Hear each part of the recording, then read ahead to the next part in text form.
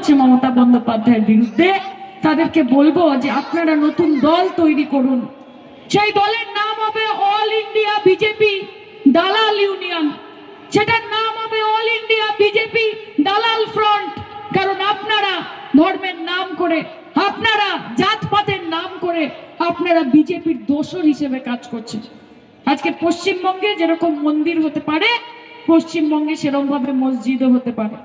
আজকে সায়নী ঘোষ সেখানে দাঁড়িয়ে, এই মঞ্চে দাঁড়িয়ে যেমন একলা নিতাই গাইতে পারে, ঠিক সেরকম ভাবেই দেদে পাল তুলে দেয় গাইতে পারে, সায়নী ঘোষের গলা কাঁপে না।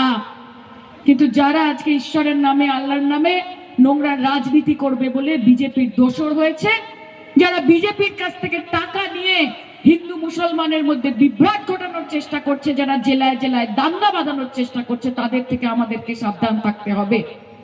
আমরা মমতা বন্দ্যোপাধ্যায়ের শিক্ষায় শিক্ষিত, আমরা তার দীক্ষায় দীক্ষিত।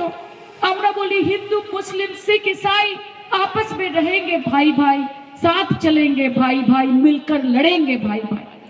কাজে আমাদের এই ঐক্যবদ্ধতা, আমাদের এই ভালোবাসার সম্পর্ক যেন বাইরে থেকে কোনো বহিরাগত এসে নষ্ট না করতে পারে। আর প্রকৃত অর্থে আগামী দিন যদি ভাঙড়ের উন্নয়ন চান, শওকত মোল্লার কি দায়বদ্ধতা রয়েছে? তিনি ক্যানিং পূর্বের বিধায়ক, আজকে মমতা বন্দ্যোপাধ্যায়, অভিষেক বন্দ্যোপাধ্যায় ওনাকে ভাঙড়ের দায়িত্ব দিয়ে পাঠিয়েছেন অবজারভার হিসেবে।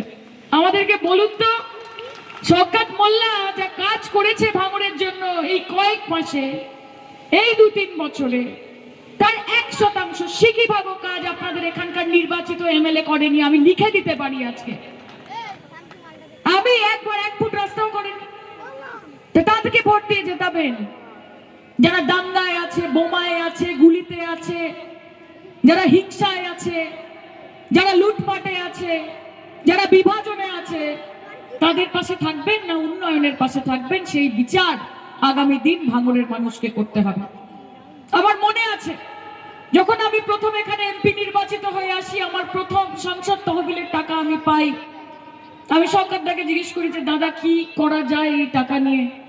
সবার আগে সরকারদা আমাকে বলে, সায়নী, ভাঙড়ের মানুষের জীবন অন্ধকারে ডুবে যাচ্ছে।